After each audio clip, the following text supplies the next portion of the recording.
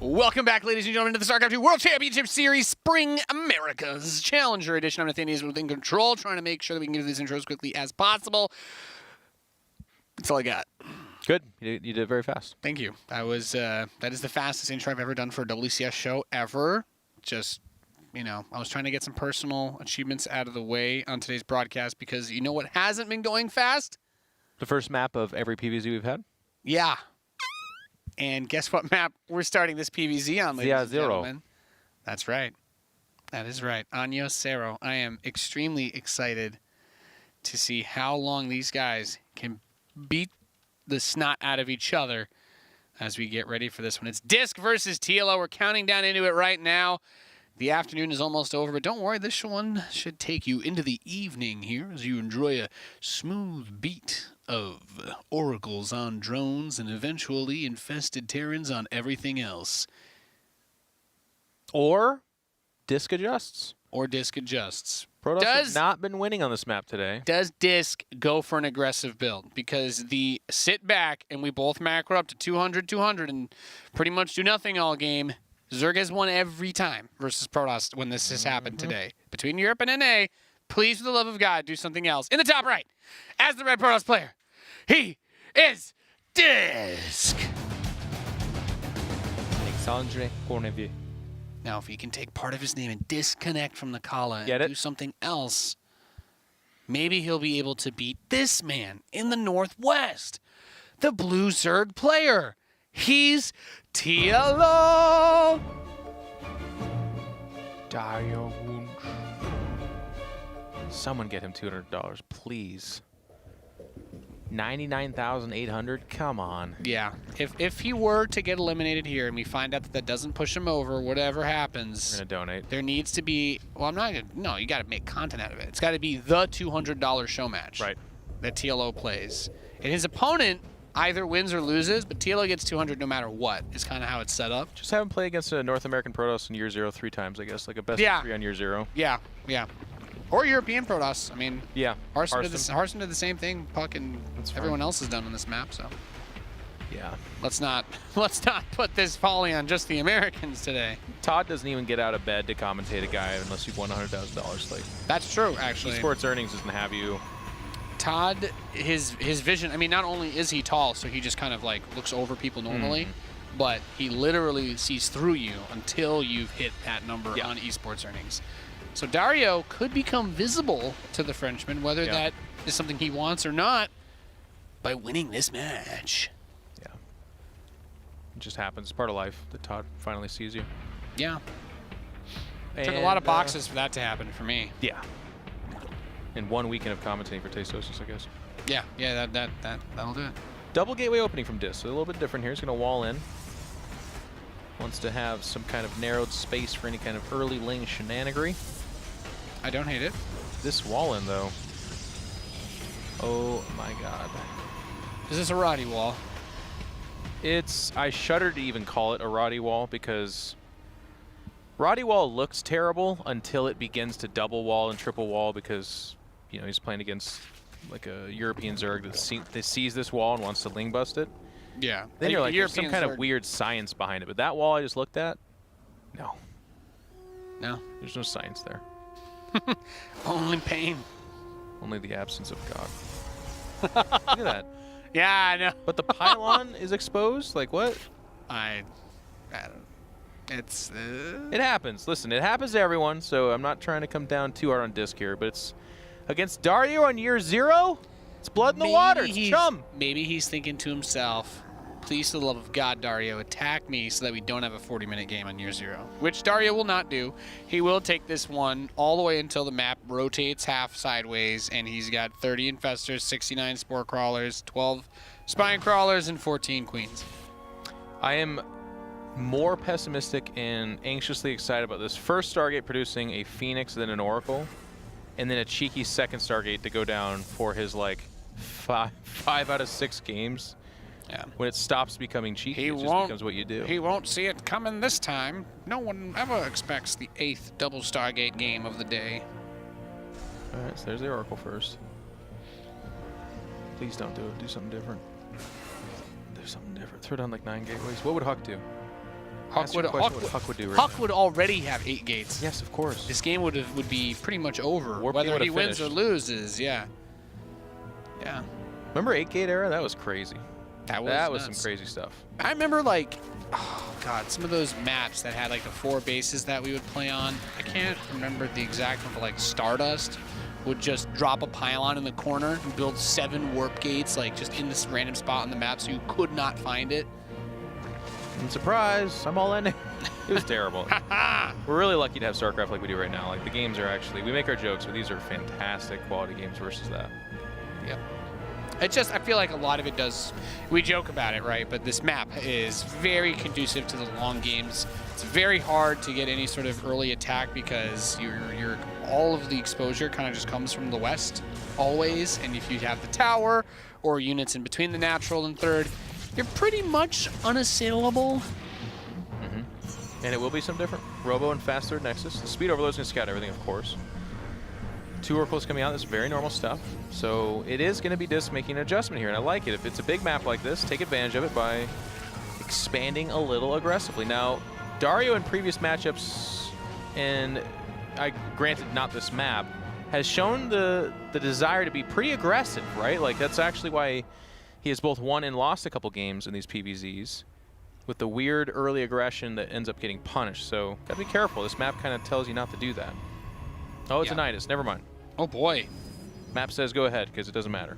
Okay. Well, I am excited at the prospect of a quick game on this map, to be honest. Yeah, it's one of our first Nidus attacks we've seen. We had one in the ZvZ, I guess, right? Yeah. But with where that Overlord is and where the Stalker is, the vision is not necessarily there. He's got another Overlord on the left side of the main.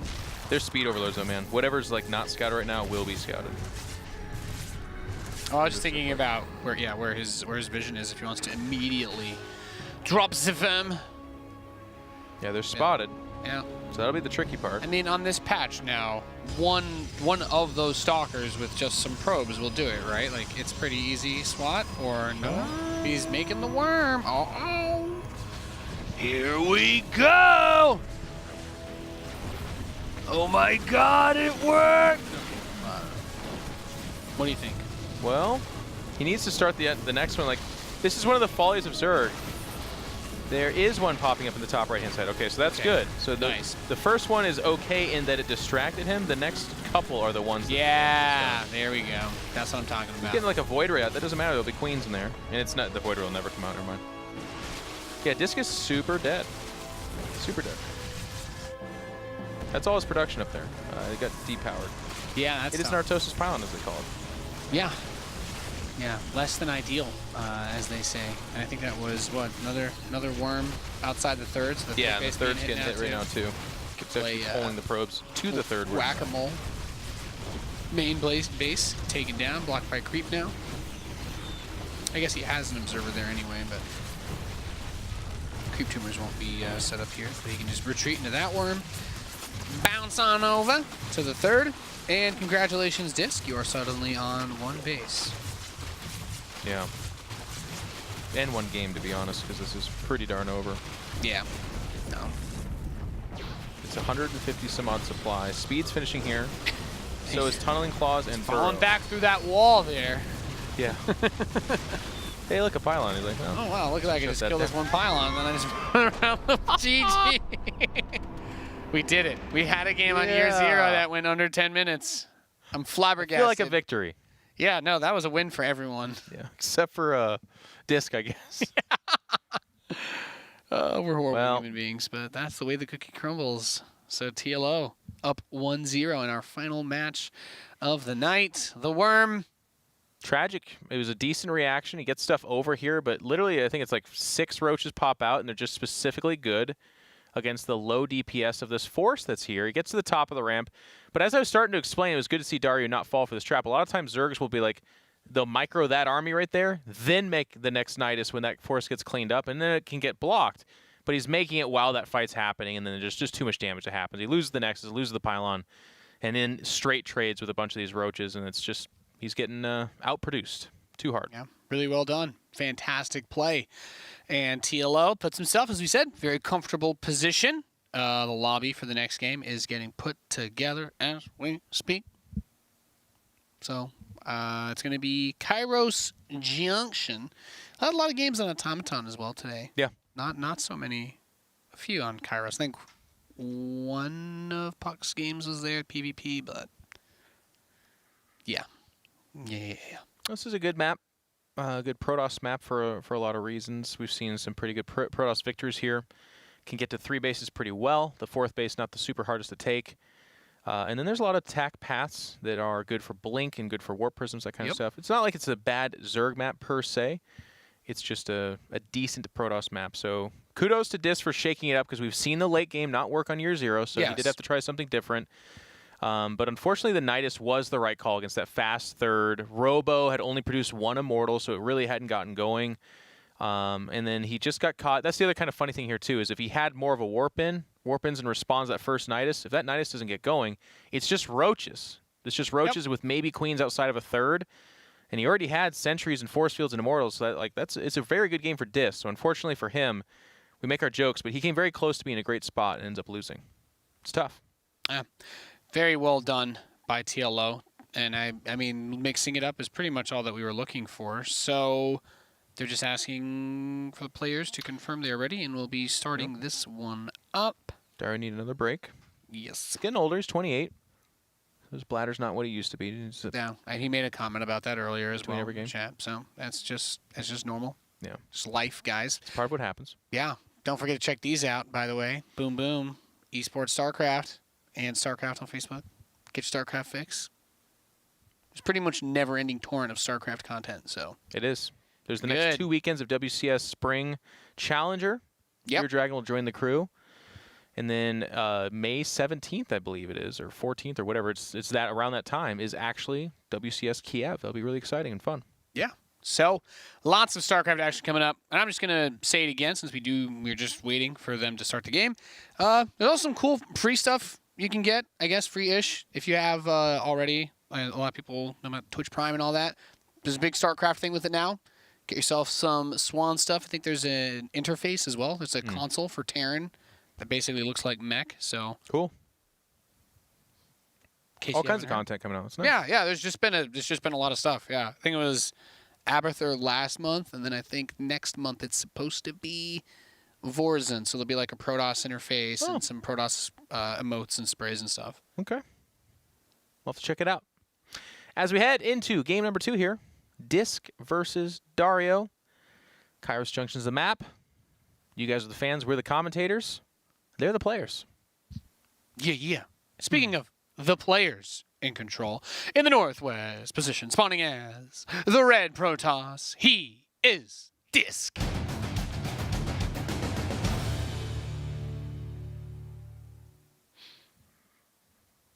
And his opponent in the southeast, known for his creativity, he is TLO.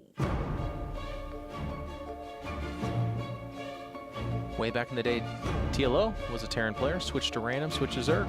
That's the reason why I played Terran. I was a super huge TLO fanboy. Really? Yeah. And then he was like, "Oh, I'm gonna play Terran now because I can't play tournaments as random."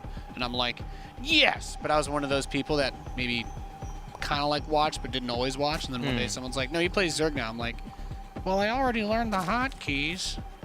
And I was trapped for ever. Yeah, committed to a lifetime of salt, basically. Yeah, it wasn't that long ago. You actually tried to switch to Protoss a little bit, but then a week or so later, saw that tweet that I was expecting. I was like, you know what, man? I'm just going to play what I'm going to play. Yeah. All right? Don't get mad at me. And for me, I read that as I'm playing Terran. No, it was meant Direct Strike. Direct Strike? Half my StarCraft time is on Direct Strike now. That game is so good. It's fun. It's really fun. It is a way less stressful warm-up than off racing. Goodness gracious. You should just do... StarCraft actually has fantastic options for warming up. You can also just do... you can queue without points. Yeah, the unranked ladder is really nice. I'd say it's just ladder. Yeah. But without the pressure of that number moving up and down, right? Which... if you're an anxious wreck like me, but what's funny about that is you can hit people that are looking for points and take it from them. Yeah. Well, the ranked and unranked matchmaking queue is the same one. You just have a hidden unranked MMR that has a wider variance allowance for your opponent. I feel like it's like ladder streaking because it's that person could be like, I'm going to try a serious ladder build because I need this MMR and these points. And then you're like, I don't care. Yeah. Sometimes when I play unranked, I'm like, you know what? I've played 6 TVTs in a row. I'm just going to work a rush. And then my opponent's like, why would you do that? Why would you take this so seriously? I'm like, I don't know, man. Why are you queuing ranked? Got him. Got him. Robo facility on the way. Yeah, shaking up again. We saw this from Harsum, so not quite sure what variety this is from DisK. 4 gate. It's 2 base 4 gate, right? YOLO. Well, it could be. That's the point. Is there's a whole. He also has just like loaded up with 2 adepts and just drop it off in the base, and there's this PvP tactic. Yeah, yeah. Kind of cool there too. Warp Prism's strong. You can do anything with it. Indeed, you can. Warp Prism, very fun unit to micro and play around with. So we will see, hopefully soon, what DisK wants to get up to. Sentry is on the way. I mean, you imagine he wants to get a hallucination for the scout before he sends a prism in, but look at this lair. TLO. It's a fast lair. I mean, he's like, that Nidus works so well. Let's just do it again. Do you think it's for a Nidus? I think so, but it honestly could be anything, but it's just such a fast lair. Right, yeah. I want to agree with you. Robo Bay. So he's going to do Disruptor Drop, I guess. Nidus can feel very frustrating to play against, but from a viewer perspective, these games, I feel like it puts such a level of suspense, right, on whether the Nidus succeeds or fails. Like, yeah, but also Zerg just need a strong all-in. Like, we were kind of talking about this on the Pylon show, but it feels like in some of their matchups, their all-ins are pretty flimsy.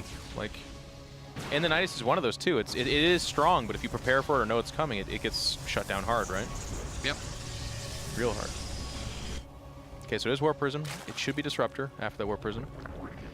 Roaches and speed. Lair is finished, so show me that Nidus. I mean, right now it's kind of looking like a ZvZ build where it's like, even then, me as the layman ZvZ guy is like, oh, I think it's going to be Nidus, but it's just for fast speed.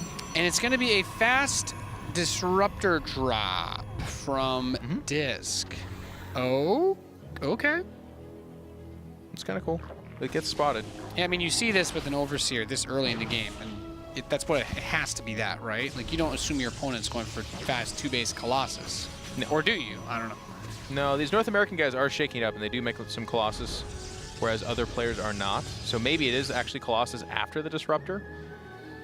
Because Mass Disruptor in PvZ is a little bit rough to pull off. It's just begging for a Spire. You're just like, please Spire me. So it is going to be Colossus afterwards. This gets a little bit weird for Dario, though, because he was actually planning on making mass Roaches. Like, that's actually what he was doing. It was a 3-base, huge Roach, go kill the Protoss when they take a third.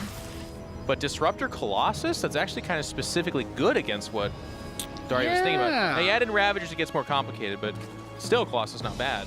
I don't hate it. All right, here comes the Prism.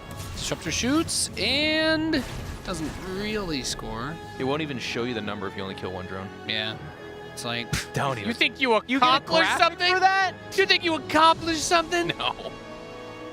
That Zerg kills a drone every time it makes something. Yeah. Like a Spire. He's like, you just made a spore for me that I'm never going to use, basically. That's what just happened. He's got to keep going, though. Yep. You don't do this opening and get 1 drone and then call it a day. Yeah, no. Here it comes one more time. Go for the Roaches, that's fine. Oh, ooh. my God. Doesn't kill the eggs, though, worth mentioning there, by the way. Cheeky. I think he might have gotten a larva or 2 there as well. Really nice. Nice grabs, nice grabs. It's going to be a 2-base push, by the way. Okay. Well, I didn't think we'd see this, but here we are. 1 Colossus. Does he even have range? Awesome sauce. Show me the lack of range. There is no range. There's no Colossus range upgrade. Okay. This is a very fast timing attack. Only just now Ravage being made. It will be a fight on creep. Ooh, I don't like the Disruptor shot, though. You got to save that for the big battle. Colossus off by itself, and the army is hanging right above his head. He's got to be careful here. It is an all-in, so if he loses his army, that's it. You are donezo. But he picks off the 3rd, and I would love it if he just goes home. That's a pretty cool move. Ooh. But he's not going to.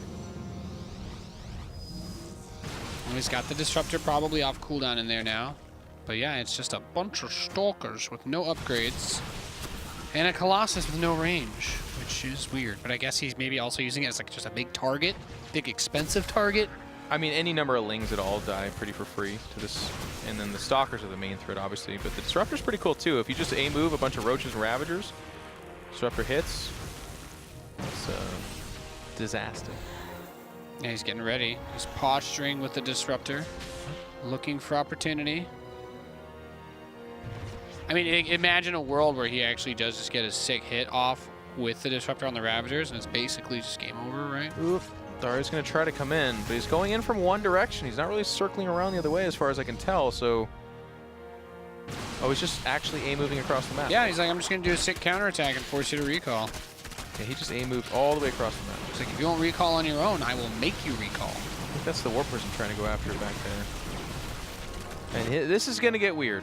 This is going to get super weird. I mean, I guess the full NA thing to do here is you let everything die until the final moment where you think you can recall back to your main base to save it, and you just try to look at Dario. He's diving on that Nexus too. Yeah, that's really smart. He's actually kind of missing. He's also trying to deal with the Warp Prism, which is being The Nexus does not have enough energy to recall, FYI. Oh, jeez. So that's the problem. Now it does, but it's already dead. And the natural one is dead too, so there is no recall. There is no going home. Did the Prism? Yeah, Prism grab the probes. That's what I would do. Grab the probes with the Prism, right? The army of DisK is way better, I believe. Yeah, it's a lot better. Or at least it was. We were seeing that fight over there. Yeah. So he saves a probe. He has one probe in the Warp Prism, and he has enough minerals to rebuild somewhere if he so chooses. Too many Stalkers. I mean, it's 54 army supply. I don't think so. Does not have Blink, I do not believe. Dario also does not have that much money. So I guess it's not like he's building like a 50 spine crawlers or something. And he's really committed to the part of this where he just wins by killing the buildings. Yeah. But the probe did drop the Ion, it dropped the Nexus. I don't know if the Overlord It's spotted though. saw that. It's spotted like he knows. immediately. Oh my god. And this is gonna get that probe's got to make its way to the army. Is actually how this is safe for DisK. He's only got 445 minerals left, so after that Nexus dies, he can make another one, of course. It's kind of weird. Oh, the probe! No! Rip. They get it. I mean, that's it. It's those two pylons. So, yeah, he has to keep a And the Disruptor lot of died, stuff. I believe, by the way. He's just got to keep stuff on those two pylons. Oh, it's alive. Because the Nexus is Or dead. is it? Awesome sauce. Show us the Disruptor. There it is. Oh! The Disruptor's huge, by the way. Just continues to pick off. Yeah, that's beautiful.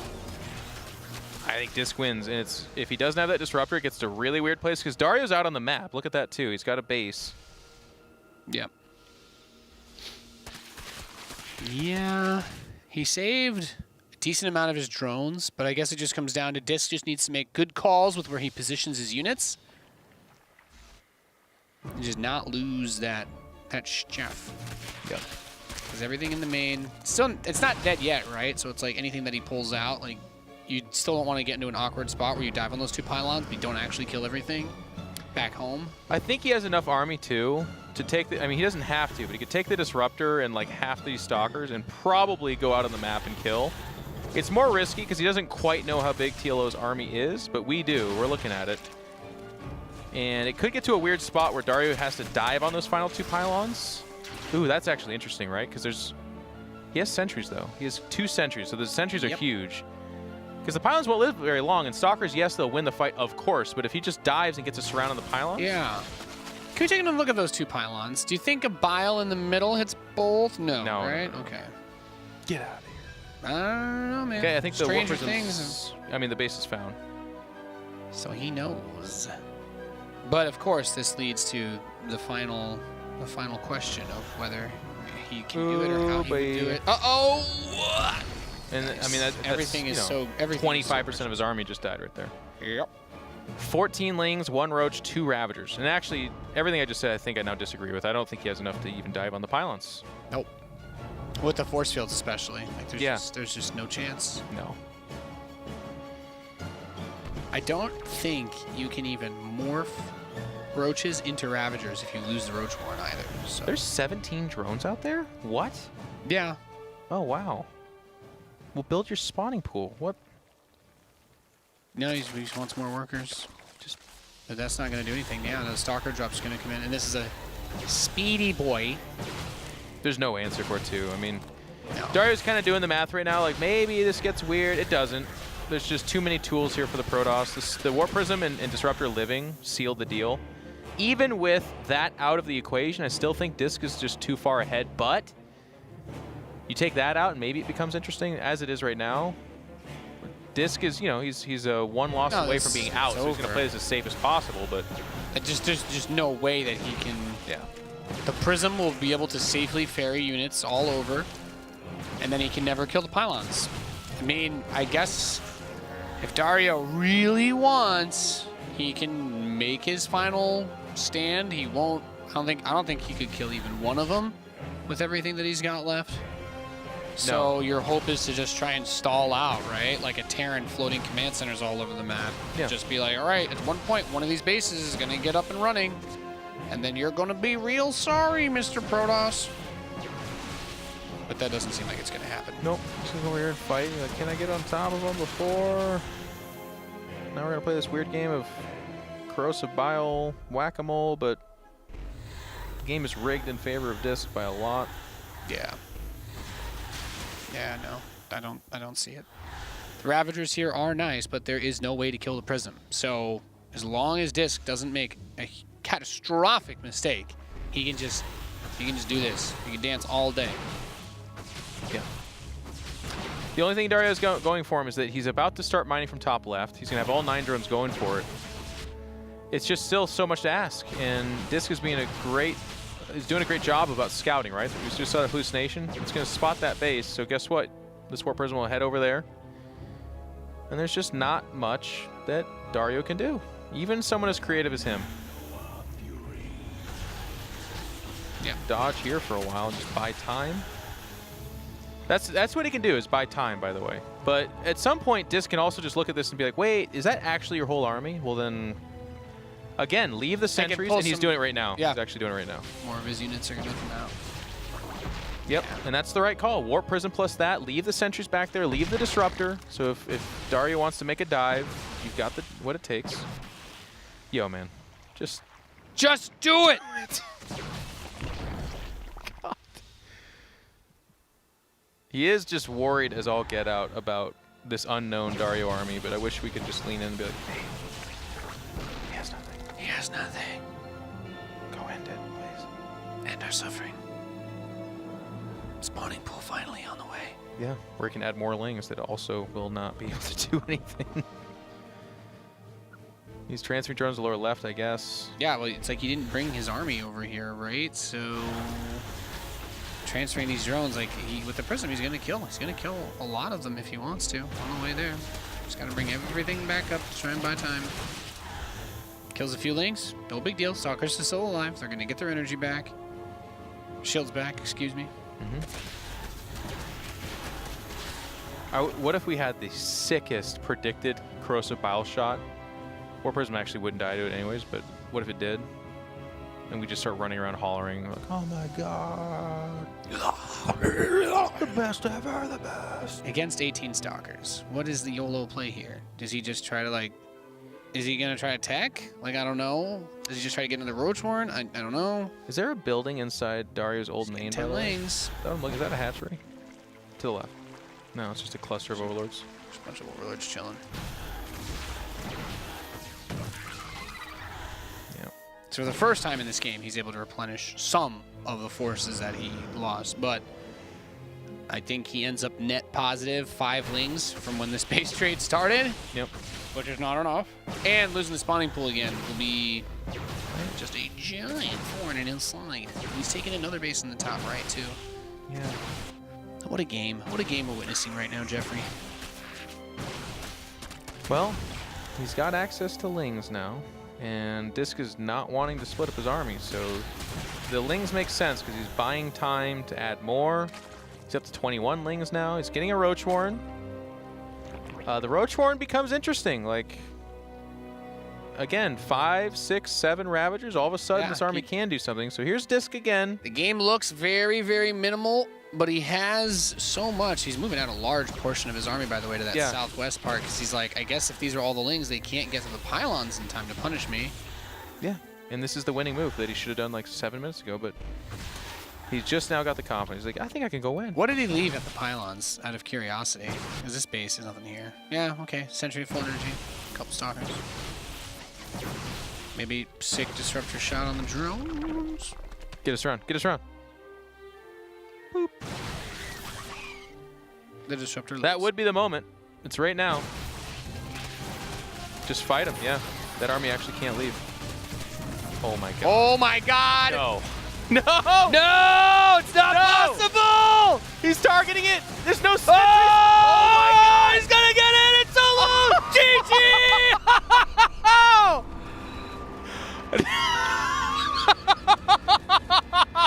No! Oh! Oh! God! Dude, I said leave the 2 sentries and the disruptor back. That's the answer. He left 1 sentry and took the disruptor without the warp prism. All of it was just a little. What are you? Wow! Okay, well, hey. That's got to be the coolest win we've had in WCS Challenger. I think that's the single coolest win I've ever seen. Yeah, Silky once beat Neeb. Get it out of here! No, it's not even scrubbed. close. Been scrubbed from the records. Oh Dario my god. Makes his debut in Canada with that win. Wow. All right, well, hey. Welcome to America. Let's just end it with that. Yeah, great job. We're done here, ladies and gentlemen. That is it for our America's group as TLO is going to advance out in 2nd place after one heck of a roller coaster. And you know what he's doing. He's just like, ja, das ist gut. Yeah. Well, so happy. Make sure he goes out and celebrates with poutine or something, you know, so we can keep saying America's for him. My God, that was so weird. Okay. Yeah. I think we're supposed to look at some graphics. But yeah, let's take another look at the way that this group played out as it ended very, very weird. Jeff takes a step to the side. I've just got this beautiful open space waiting for it to be filled. And fill it. It's great. Well, Puck came out in first place. The graphic. We already know that. Puck did a great job. Squeezed out. And then we ended up now here with the 2nd advancing player being TLO. It's great. That's what the graphic is going to show you. I bet he gets $200, by the way. I'm just telling you before you see the graphic what it looks like. That's how good I am. I bet he gets $200, which puts him over $100,000. He's finally done it. With that win. That win. That game. That's the $100,000 win for TLO. Right there. Right there. In lieu of graphics, we're going to watch hatcheries explode. Nice. Show us the highlights. Bring them to us. Yes. Yeah. Every single tiny thing, I guess, had a huge impact in this game based on the way that it ended, especially.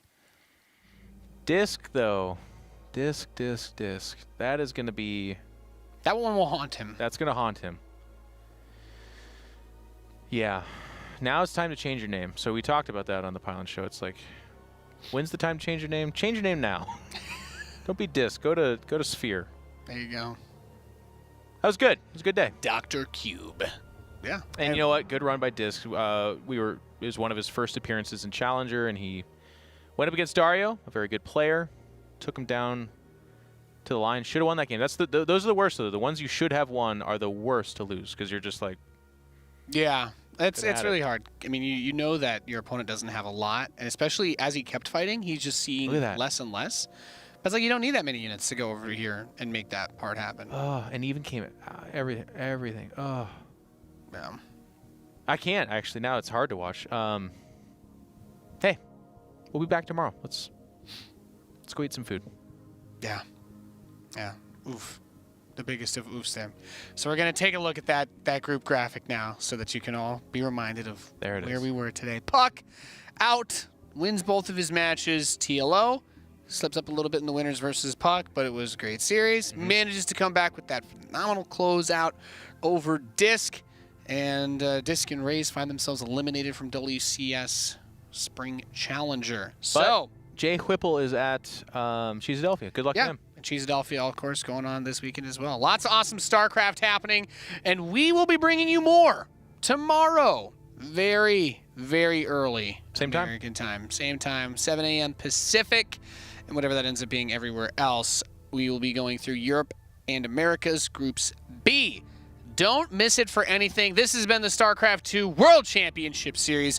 We'll be back tomorrow with more video games.